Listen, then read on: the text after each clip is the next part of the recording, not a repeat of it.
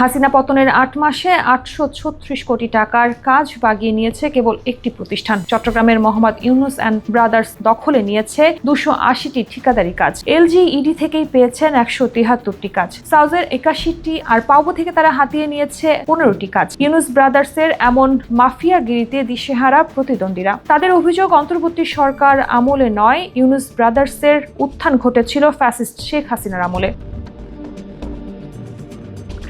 ক্ষমতাচ্যুত আওয়ামী লীগ সরকারের আমলে শক্তিশালী ঠিকাদারি সিন্ডিকেট করেন মহিউদ্দিন মহারাজ। তিনি পিরোজপুরের সাবেক সংসদ সদস্য। সেই সিন্ডিকেটেরই অন্যতম সদস্য চট্টগ্রামের ঠিকাদারি প্রতিষ্ঠান মোহাম্মদ ইউনুস অ্যান্ড ব্রাদার্স। ক্ষমতা বদলের পর মহারাজ দেশ ছেড়ে দুবাইয়ে আশ্রয় নিলেও কমেনি ইউনুস ব্রাদার্সের আধিপত্য। বরং নতুন সরকারের সময়ও এলজিইডি, সওজ, পাউবলো সহ একাধিক সরকারি দপ্তরের কাছ থেকে একের পর এক প্রকল্প পাচ্ছে প্রতিষ্ঠানটি। অভিযোগ রয়েছে, প্রকল্পের কাজ না করেই মোটা অঙ্কের বিল তুলছে তারা।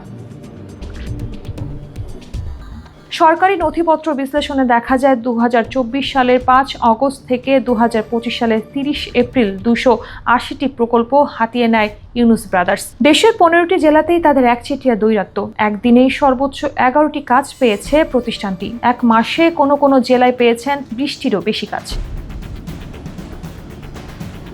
বিশ্লেষকরা বলছেন, প্রতিষ্ঠানটির এত বেশি কাজ পাওয়া অস্বাভাবিক, কারণ একটি ঠিকাদারি প্রতিষ্ঠানের পক্ষে নির্ধারিত সময়ের মধ্যে এসব কাজ শেষ করা বাস্তবসম্মত নয়। অভিযোগ রয়েছে, ইউনুস ব্রাদার্স নিজেরা কাজ করে না, বরং দেশব্যাপী বিভিন্ন ঠিকাদারের কাছে সেই কাজ বিক্রি করে মুনাফা লুটে নেয়। দরপত্র জমার আগে নির্ধারিত কমিশনের বিনিময়ে স্থানীয় ঠিকাদারের সঙ্গে অংশীদারি চুক্তি করে ইউনুস ব্রাদার্স। তবে এভাবে তাদের লাইসেন্স ব্যবহার করে কাজের দখল নেয় অন্যরা। কাজের গুণগত মান থাকে নিচু, আর দায় গিয়ে পড়ে লাইসেন্সধারী প্রতিষ্ঠানের ঘাড়ে।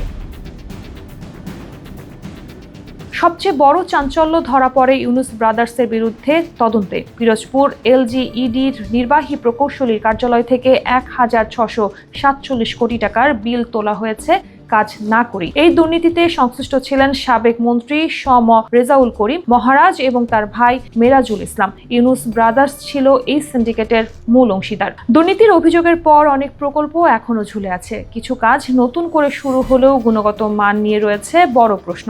এদিকে ইউনুস ব্রাদার্স সব অভিযোগ অস্বীকার করে দাবি করে, আমরা নিয়ম মেনেই কাজ করি, কাজ না করে বিল তোলার মতো কৌশল আমাদের জানা নেই, আমাদের ৫০ বছরের পুরনো অভিজ্ঞতা আছে।